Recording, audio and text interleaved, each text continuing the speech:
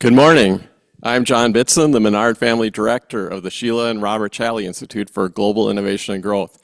Welcome to the Human Progress and Flourishing Workshop.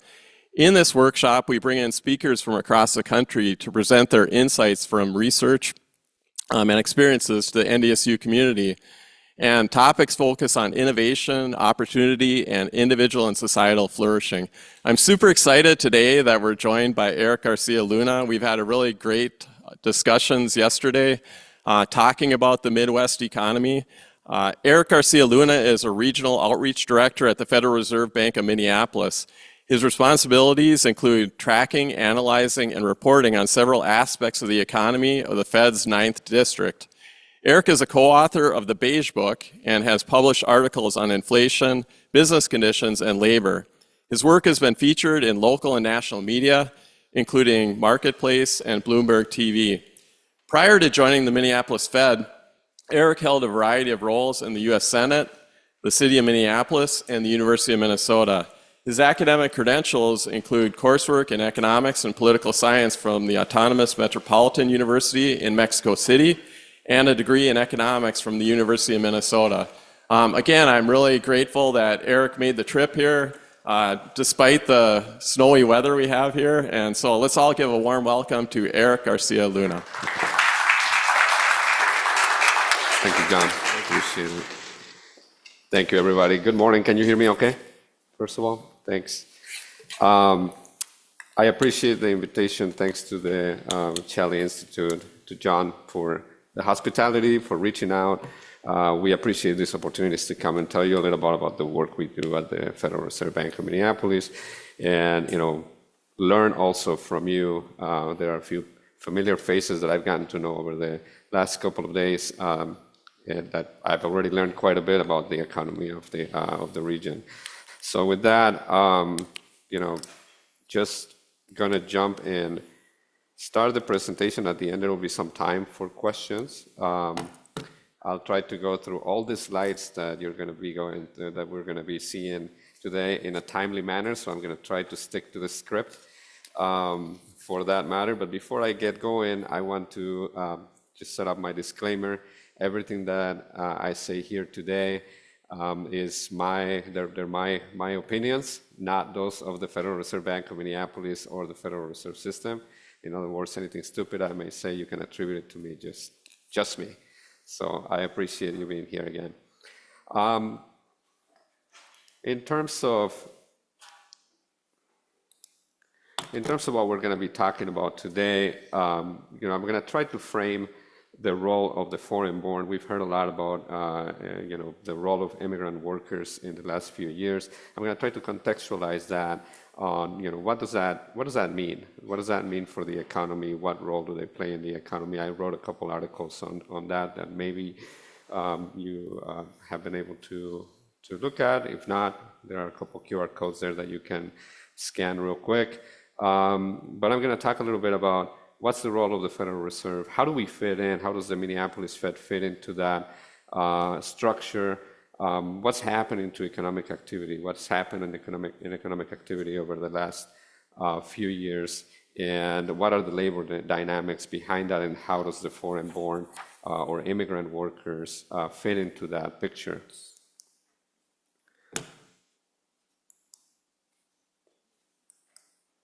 There you go. To answer the question of why the Federal Reserve cares about the labor market, just allow me to take a couple of steps back. The Federal Reserve was created in 1913 through an act of Congress, through the Federal Reserve Act, and it was then given its current shape. The Federal Reserve is made up of the Board of Governors in Washington, D.C. Those 7 members of the Board of Governors are appointed by the President and approved by the Senate ultimately. There are 12 different banks that you see on this map right here. The Federal Reserve Bank of Minneapolis includes that yellow region in the north part of the country, includes the states of Montana, North Dakota, South Dakota, Minnesota, 26 counties in northwestern Wisconsin, and the Upper Peninsula of Michigan. So when you hear that we track the economy of the 9th District, that is the region that we are that we cover. We do a lot of these trips. Our president does a lot of these trips. We get together with business owners. We get together with community members, and we want to hear what's going on. Data tells you one thing, right? But we may not be paying attention to the entirety of what may be happening in the economy, as we had a chance to discuss yesterday a little bit. So with that, in all, you can think of the Federal Reserve System as being three entities. The Federal Reserve Board, the Federal Reserve Bank, there's Federal Reserve Banks, and the Federal Open Market Committee. And the Federal Open Market Committee, you probably hear about it on the news every 6 or so weeks when they get together to decide on the policy rate. And the Federal Open Market Committee is made up of 12 members, the 7 governors of the Federal Reserve System, and the president of the New York Fed, and rotating seats for 4 presidents of the remaining banks.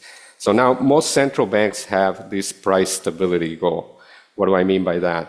Making sure that inflation remains at a level that is steady over time and that allows for the economy to continue operating in a smooth path. In 1976, Congress gave the Federal Reserve yet another mandate, right? And that is maximum employment. Now, you have 2% as a target rate for inflation. There's really no number for the maximum employment. Rather, it is broadly interpreted as everyone that is able and wants to work has the ability to be employed. There are different indicators that we will go through that economists pay attention to when thinking about what's going on in the labor market. Those of you that may be following economics and the market and the Fed a little more closely, probably saw that we got some employment numbers this morning that are making some noise today. But with that, these 2 mandates, as you can see in that little figure right there, are intended to work together to make sure that the economy continues to move. And so with that, every time you hear that policymakers are getting together, meaning Fed policymakers are getting together to make a decision, they're keeping these 2 priorities in balance, right? The aim is that those 2 remain in balance. So what has happened over the last few years? Has the economy been growing? Raise your hand. Has the economy been growing? Who thinks yes, it has been growing? Great. Who thinks it's been shrinking? Okay, well, I think we have a very savvy audience today, so thanks. So we can't talk about the economy in recent years without acknowledging the fact that in 2020 we had some unprecedented shocks. This chart right here is that of real GDP. Real GDP is a measure of economic activity, economic output in the United States adjusted by inflation. So as COVID-19 spread, the economy contracted in the second quarter of 2020, but then it went through that very short recession. What do I mean by that? The recovery was almost immediate, and I will almost categorize it as extraordinary. And the economy overall, let's leave 2020 behind a little bit and move on to 2021 to now. It has been, you probably heard this also on the news, resilient and very strong. So by the third quarter of 2024, the economy grew about more than 3% at an annualized rate. The latest numbers estimate that the economy may have grown about 2%. Those are very good numbers. And the main contributor to that growth is shown here in the dark blue bars that you see here is personal consumption. So I like to refer to it as our collective purchases in the economy. That's one way of looking at GDP, breaking it down by the kind of activity that has propelled it. We can interpret that as there has been a resilient consumer out there. The North Dakota economy is no different. It has grown. Now you may see in the last year there have been some negative numbers, but I will encourage you to look at those, what is that, mid-2022 to mid-2023, numbers, that growth is somewhere around 10% in some cases. So that is an extraordinary growth that, that North Dakota experienced. And meeting with some business owners, I'm looking at Mike here, he can attest to the fact that activity was pretty strong all across the economy here in North Dakota. So I was actually wondering whether the data was showing me what people were feeling here in the region, and I was glad that I wasn't proven entirely wrong here. So as state data also has more volatility to it, so that's why you also see some of those downward turns. But overall, I will also categorize the economy of North Dakota as being very strong. Another way of looking at GDP is not breaking it entirely, not breaking it by activity, but by industry. What industry is that activity taking place in? And right here you have the industries moving the economy on the U.S. on the left, on your left, and North Dakota on the right. Retail trade, healthcare, manufacturing contributed positively to both economies. Agriculture weighted down on GDP. Yesterday I was trying to learn a little bit more about why that will be. Commodity prices were mentioned. Some commodity prices have been low, and perhaps that's having an effect on that negative contribution to GDP. Key industries like construction, manufacturing, and healthcare have been definitely positive contributors to that economy in the state. So again, quite a solid economy. Now,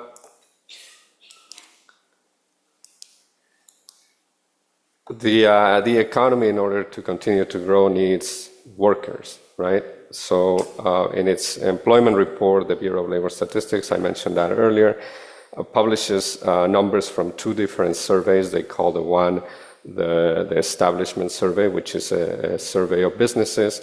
Some numbers that you will see in following charts are drawn from that survey. Some others are drawn from the household survey, which is a survey of individuals.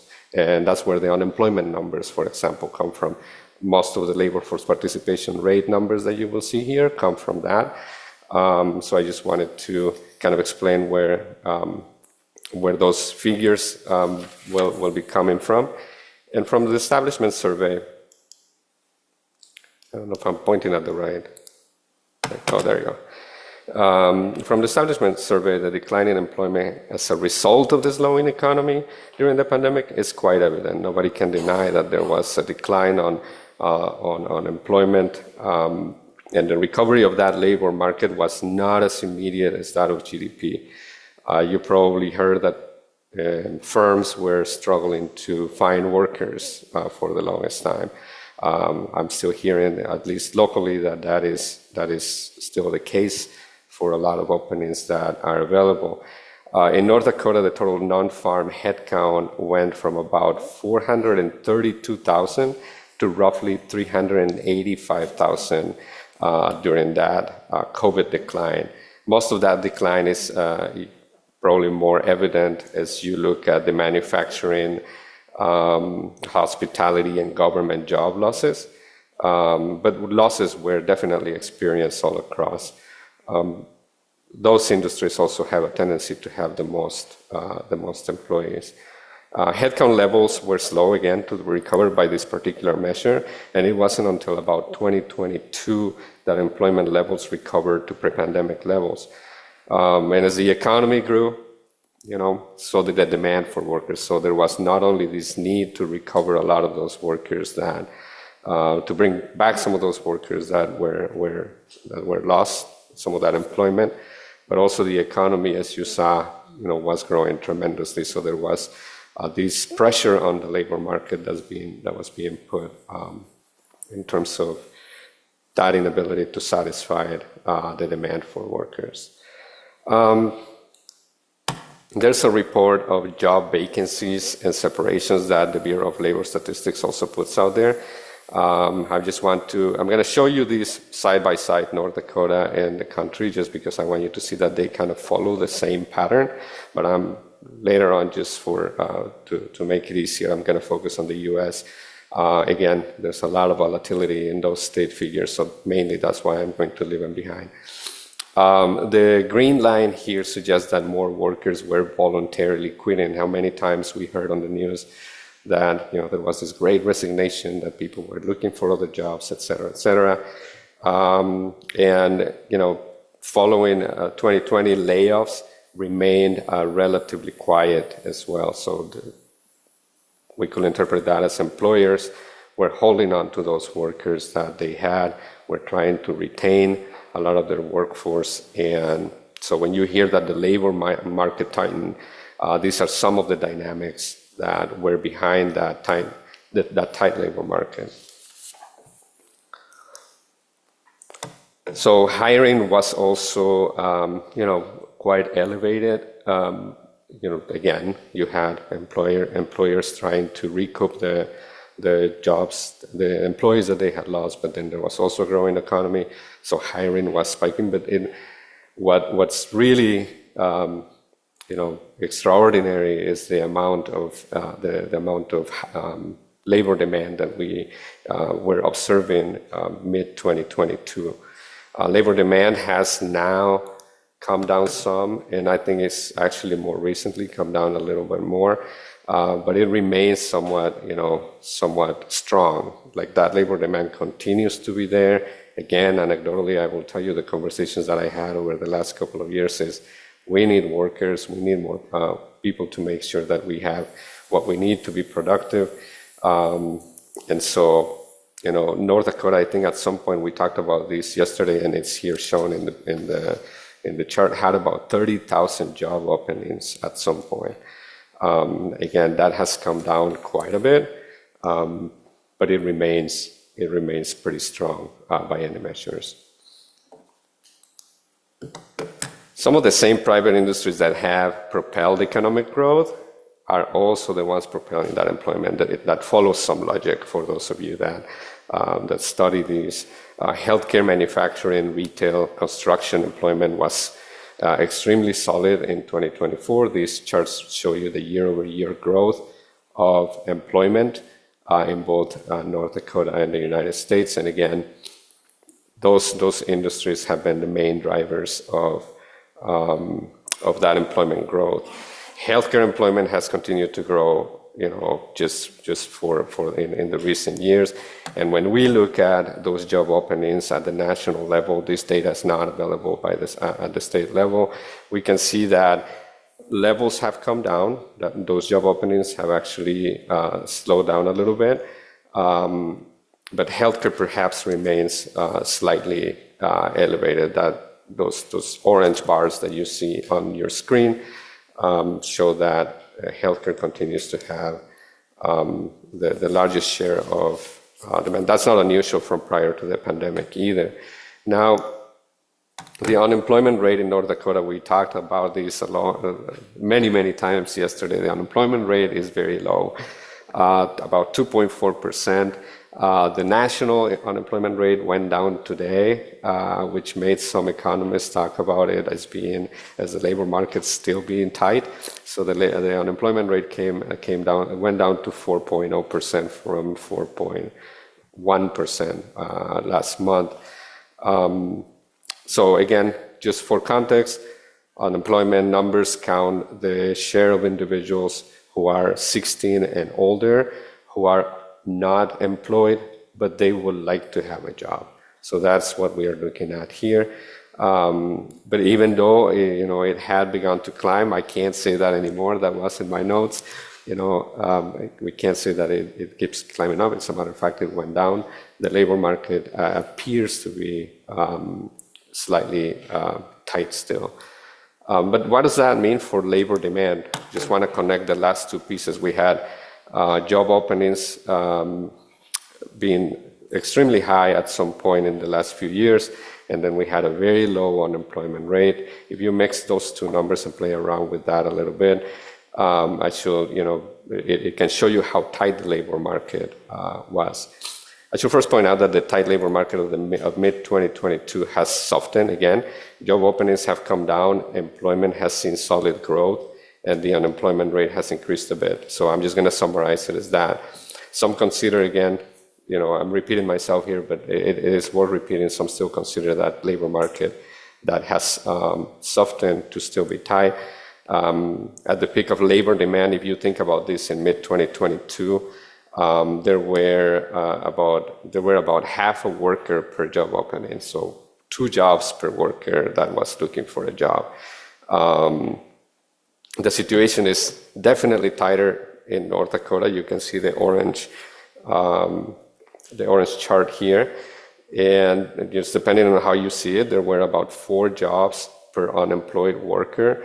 Today, that data suggests that there are about 2.5 jobs per unemployed worker. Better, but definitely still tighter, and definitely tighter than it is at the national level. Again, I think that kind of goes to support a little bit of the feeling that employers are experiencing, in which they feel like they can't find those workers that they need in order to keep their production or their services going. Now, I'm going to take it a little bit, I'm going to just take it a higher level a little bit. To satisfy labor demand, an economy needs to have enough workers. To have enough workers, you need to have enough people that want to partake in the economy. The labor force participation rate is the share of individuals 16 and older who are either employed or unemployed. In other words, they're either employed or looking for a job. So the good news is the rate is higher in North Dakota, much higher, right? So we have a 68.9%, almost 69% rate. So you can think about it, 69% of that population that I described is, participating in the economy, either by being employed or looking for a job. The not so good news is that labor force participation rate has continued to decline at a steady rate for quite a few years. At the national level, after the pandemic, it just took a hit, right? Labor force participation took a dive. Less people were active in the labor force. Then it recovered, some, but it's still, if you look at this trend, it still remains below the rate that it was prior to the pandemic. That's going to get us into the topic that we're here to discuss. Population growth, I mentioned. Sorry about that. Population growth, as I mentioned, is key to labor force growth, right? And population growth happens 2 ways, either naturally through births or through migration. And when we talk about the states, we can talk about migration from other states, or we can talk about international migration. So in this case, I'm going to focus on international migration. And when we talk about the foreign-born labor force, I just want to contextualize that. Who are we talking about when we say immigrant workers, foreign-born workers? When you hear the numbers aggregated that refer to this particular population, if you haven't picked up on it, you have one of them in front of you. So it's naturalized citizens of the United States. You have green card holders. You have H-1B and all the alphabet of visas that allow individuals to work. You have students, international students that are able to work, humanitarian migrants, and yes, unauthorized migrants. Now, those details are not collected by the census, which is the entity that collects the numbers that go into the current population survey, which serves to inform the unemployment, labor force participation, and those statistics that the Bureau of Labor Statistics issues.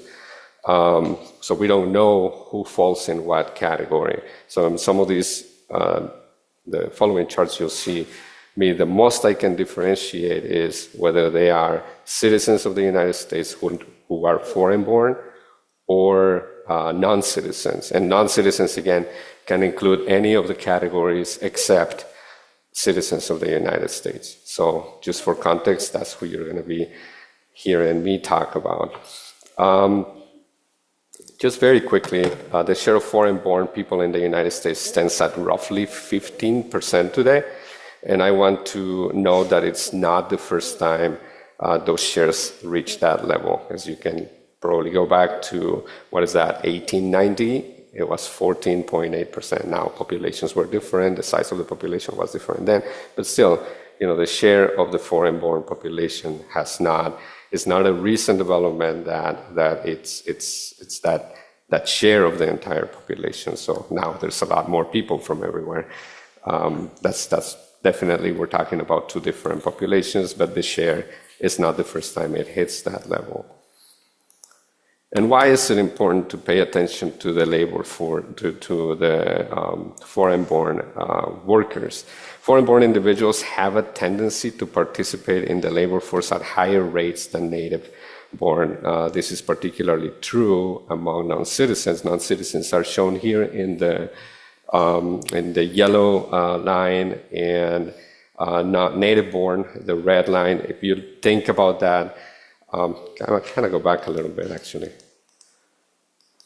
If you take a look at that green line, which is the overall labor force participation for the United States, just keep that for a second in your mind, and then take a look at this red line. It's pretty much the same trend. Now, what you're looking at here are unadjusted numbers, so seasonality is playing a role in that. But again, the overall trend is very much the same as that of overall. So again, the labor force participation for the foreign-born is overall higher. There is a little bit of logic to that if you think about it.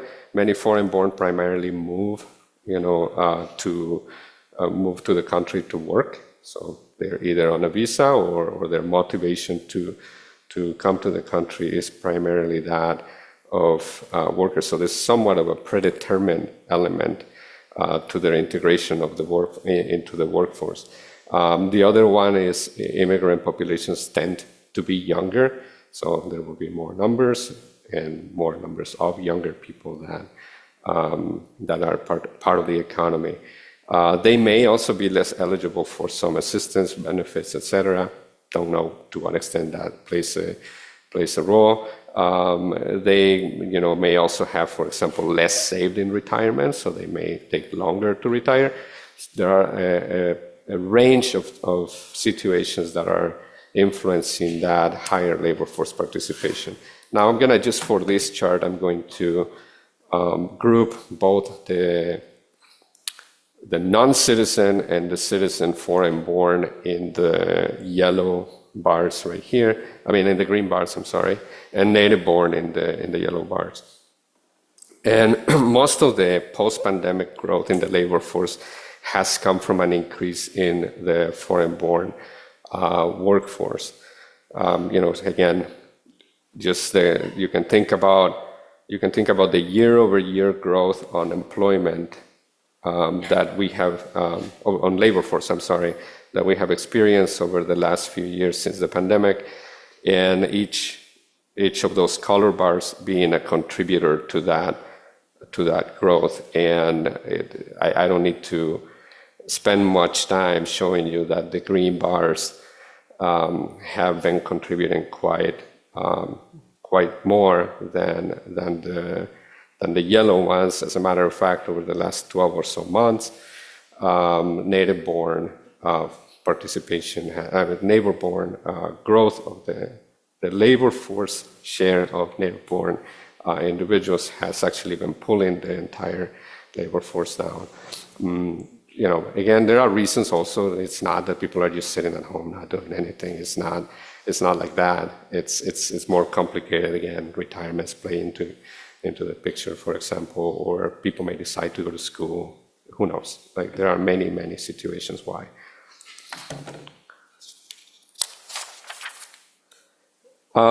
As of November of 2024, when I last looked at these numbers, because I updated the numbers that I published in my article, you can actually read the article I wrote on the growth of the labor force that is foreign-born by scanning that QR code if you're interested. Otherwise, I'm sure you can get the links at some point. As of November, the labor force in the United States that is foreign-born is about 18%. In North Dakota, that is about a third of that, about 6%.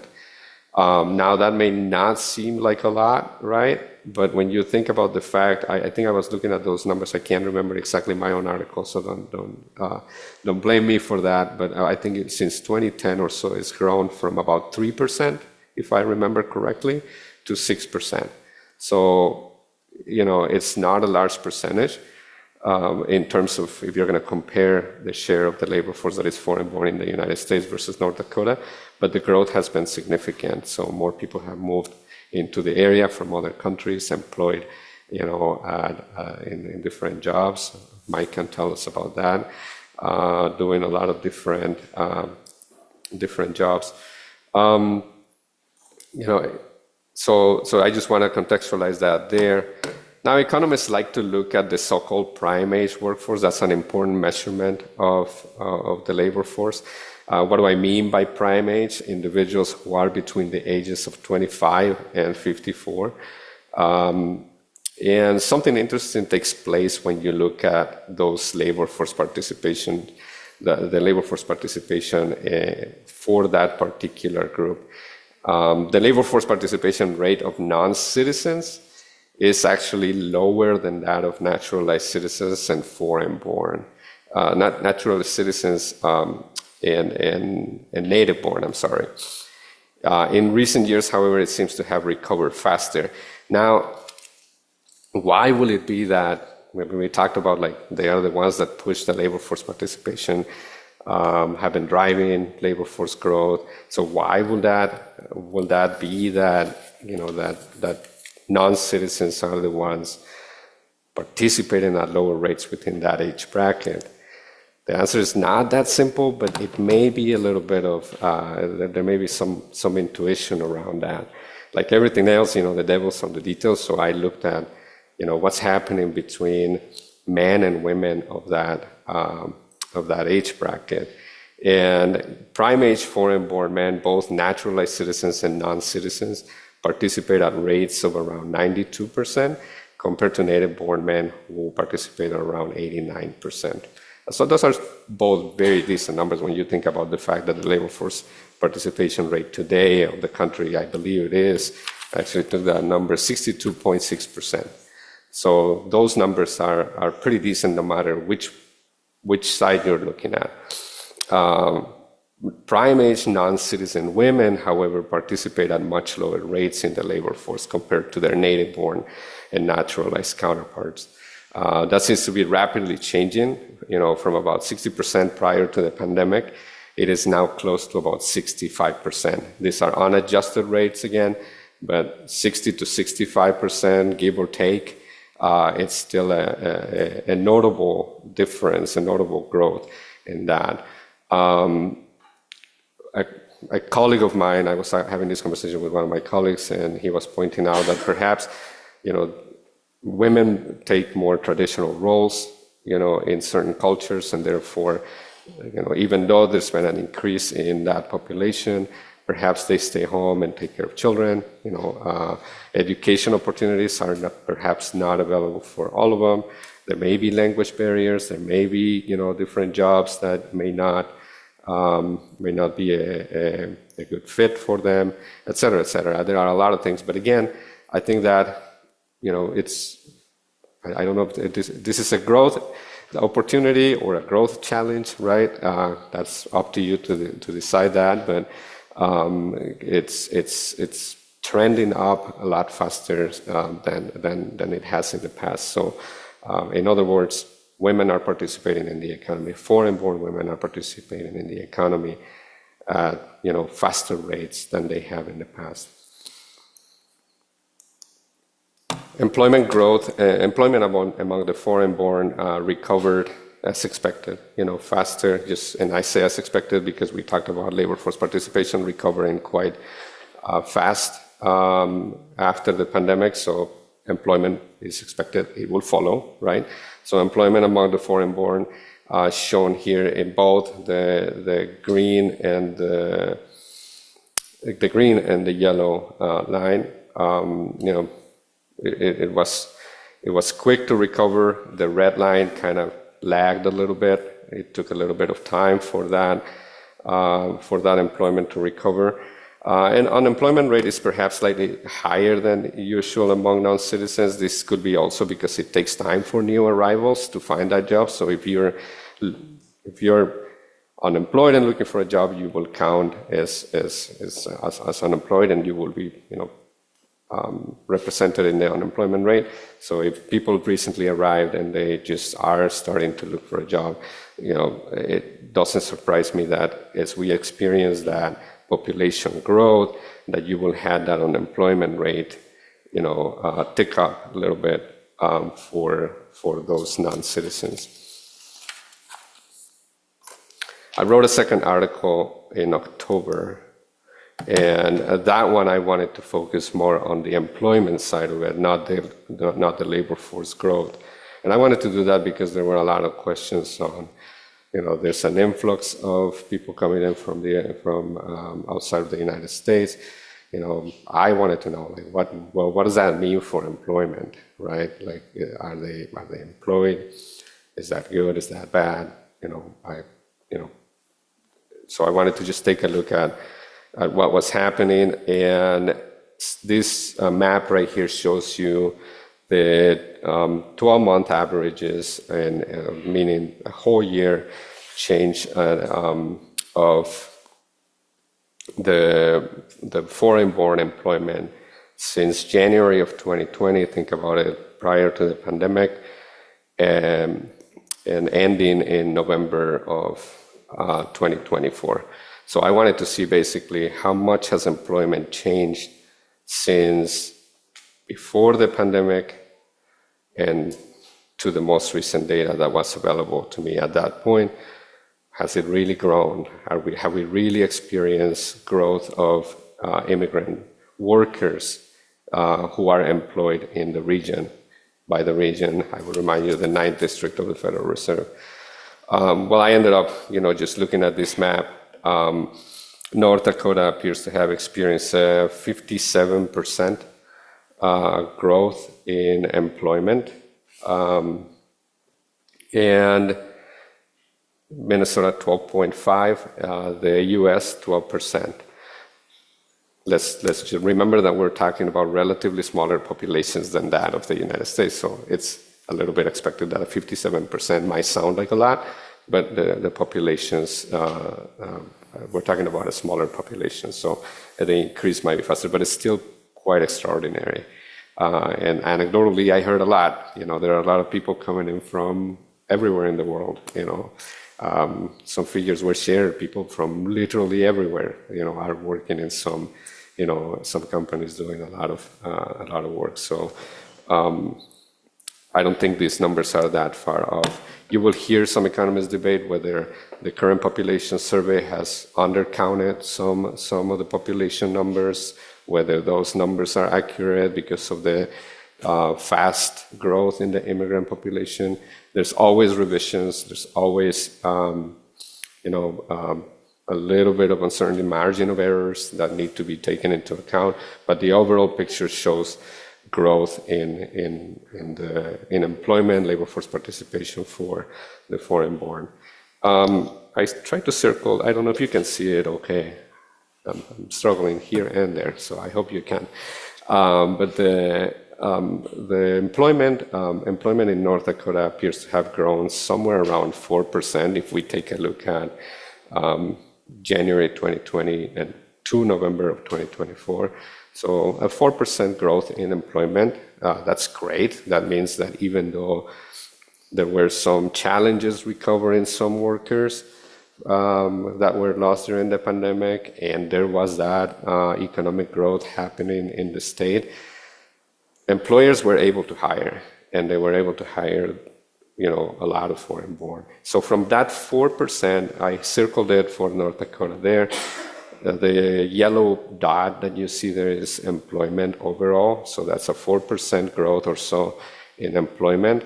And the contributions to that growth, the native-born, the green bar, contributes some, but the majority of that employment growth appears to have come from immigrant workers. So again, it's nice to come and visit with people that are on the ground because it helps me.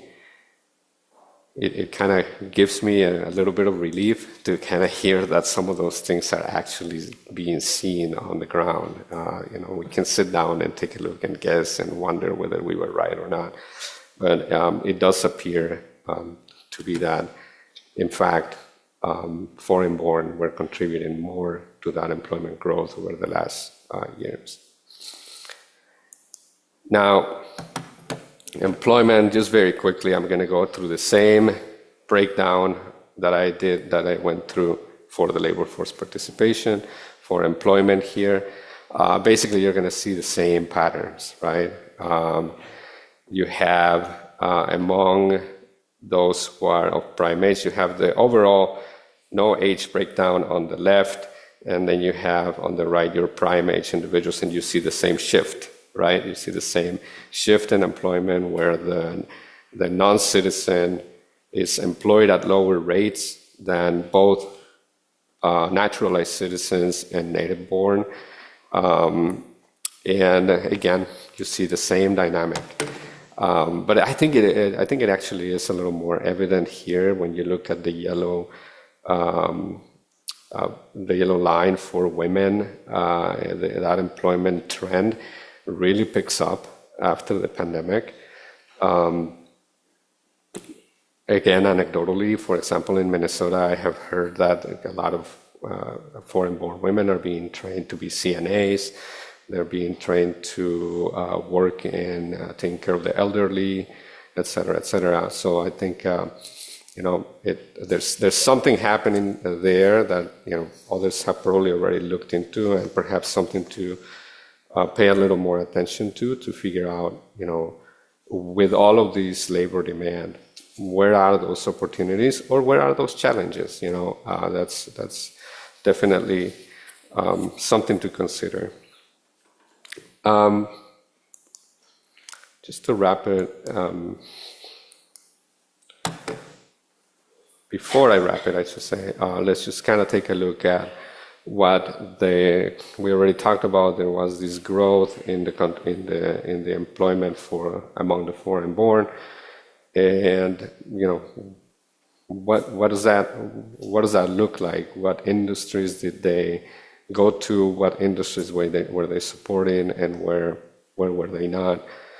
Construction and extraction, healthcare, transportation are at the top, both nationally and for the states that are part of the 9th district.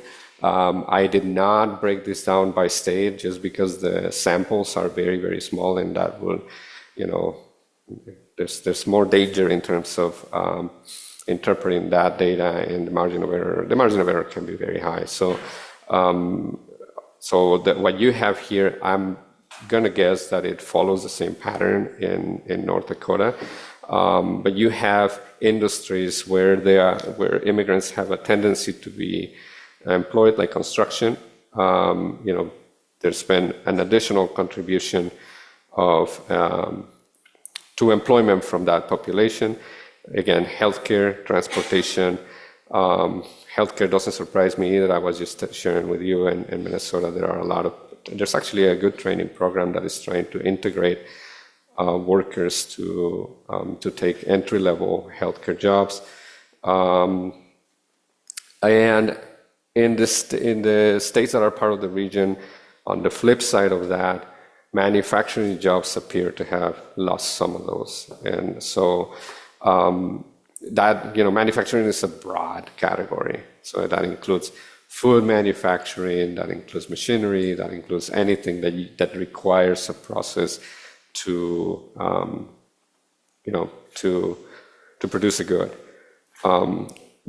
perhaps the most shocking one that I actually found was the decline in food preparation and serving related jobs. Like, to me, that was a little bit surprising. And then I reached out to a contact of ours in Minneapolis, and he was sharing that workers that were previously in hospitality, that were immigrants, were leaving to other jobs that were less risky in terms of putting themselves at risk with their health, and that and the schedules were more predictable too, because you had that during the pandemic, right? You didn't know when you were going to get your job back, et cetera, et cetera. So they were choosing to find a little more stability and then I talked to some construction contacts, and those contacts will say, yeah, we're able to hire a lot of individuals. The downfall of that is that they had to train a lot of people into the trades, but they needed the workers, so they were willing to, to put that effort to try to bring them into their payrolls. So I thought that was particularly fascinating myself. But hopefully this was somewhat informative to you. No big ahas, perhaps. But my job is not to go into a PhD dissertation here, but rather, show you what we're seeing in terms of what the data that's available out there is telling us. And again, we supplement that with conversations with you, making contacts with all of you. John mentioned I'm one of the co-authors of the Beige Book, so if you're ever curious about what's going on in the economy of the district, we issue that every 6 weeks prior to the Federal Open Market Committee meeting. It's kind of follows that 6-week cycle too. And I do a lot of writing for particular topics. I welcome ideas. If there's something I'm not paying attention to, that's always helpful. And lastly, I will just encourage you to stay in touch. Please take note of my information. On the right side, you're going to see that takes you to my webpage at the Federal Reserve site. And then on the left, we want to hear from you. So if you're willing to share your information so that we can reach out, whether you're a business owner, whether you're experiencing the labor market in a certain way, we always want to hear your opinions, your thoughts. And with that, thank you for being here. I hope this was somewhat useful.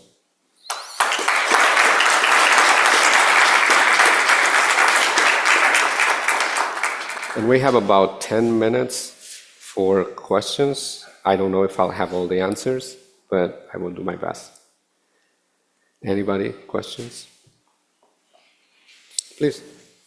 So it would seem that the ability to replace retirees, others who leave the labor force, drives the need for, if the replacement rate isn't high enough to replace the boomers, then we need to bring people, we need to, especially local, foreign-born workers. But part of what drives the challenge is education and training. A reasonable assumption based upon your presentation? I will think, even based on the conversations that we had yesterday, there are some gaps in integrating the labor force. I wish Mike could come over here and tell us a little more about that, because I think one of the other things that I was hearing is making sure that and I'm going to just directly try to quote Mike here, is a manufacturer, and he will say that a lot of it is creating an environment within your company that is, and Mike, correct me if I'm wrong, but you weren't referring specifically to foreign-born, but overall, right? Like creating an environment where people want to work, where people want to feel part of, feel like they're contributing something. Did I do that right? Great, 2 thumbs up. So I think it is very broad. It's a very broad response, but I think part of it, yes, I think we can't deny that the element of education is going to be part of it. If you don't know the language, right, to begin with,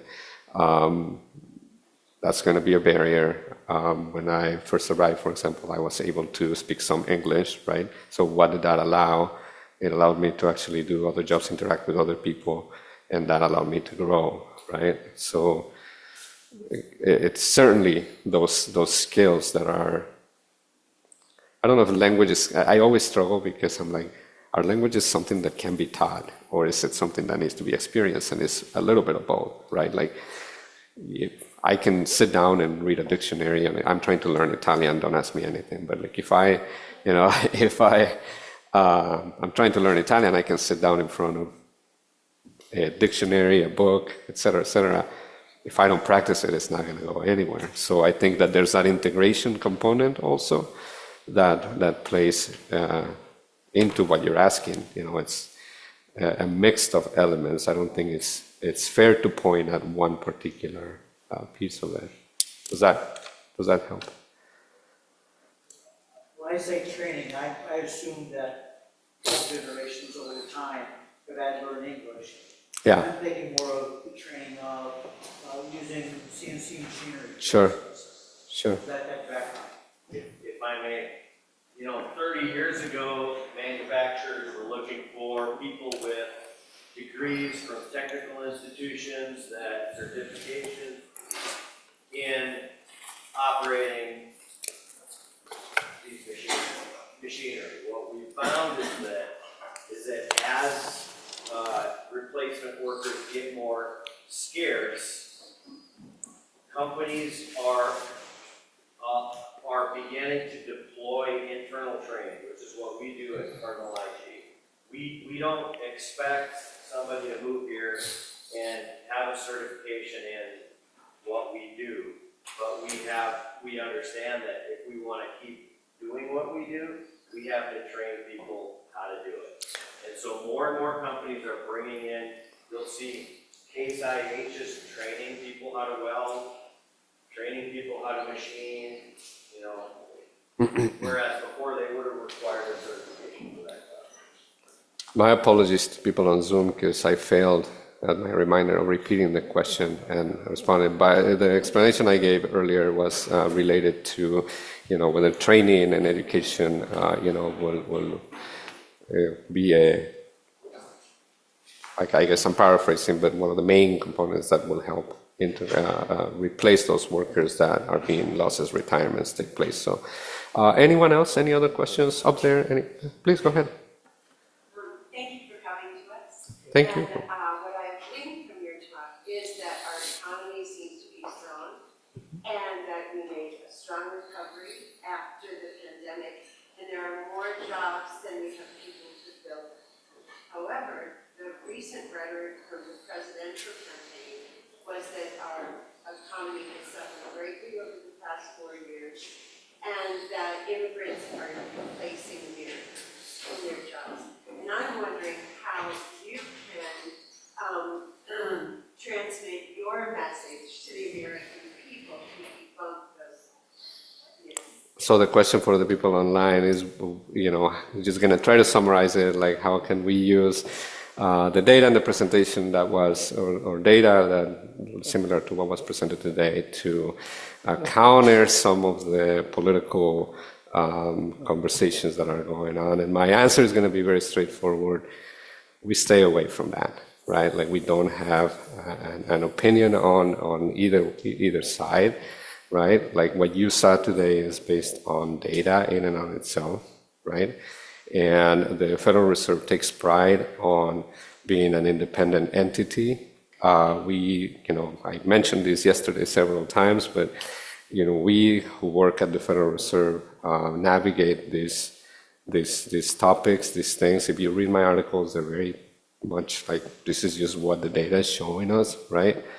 And what we can do for both, right? Like for or against whatever political position it is that you're thinking of, is making sure that when we do these things that you're getting, what the data is showing and just keep it at that, right? Like, and these are opportunities for us to show what the data is showing, but again, we don't take positions, nor do we do anything intentionally to undermine or to, elevate any of this. the articles are like a year or so old, like it's not like I started writing them after, everything that happened. It was just a dynamic, right? Like everybody was talking about this growth on these, and I just wanted to know, literally, I just got curious about like, what does that look like for employment? Again, I didn't expect to find, for example, that foreign-born workers were leaving the food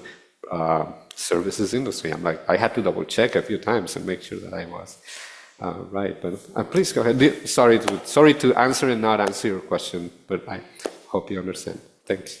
Thank you for the presentation. Thank you.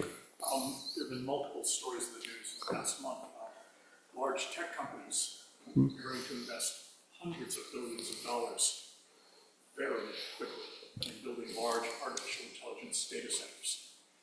Do you have any data or perspective on how that unprecedented investment may alter the labor market in the region?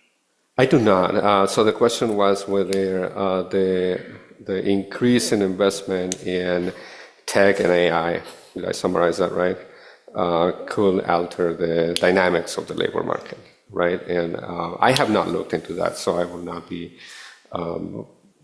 It's in some cases it's a little early to see what's happening and how those technologies will be implemented. There's a lot of experimentation with AI.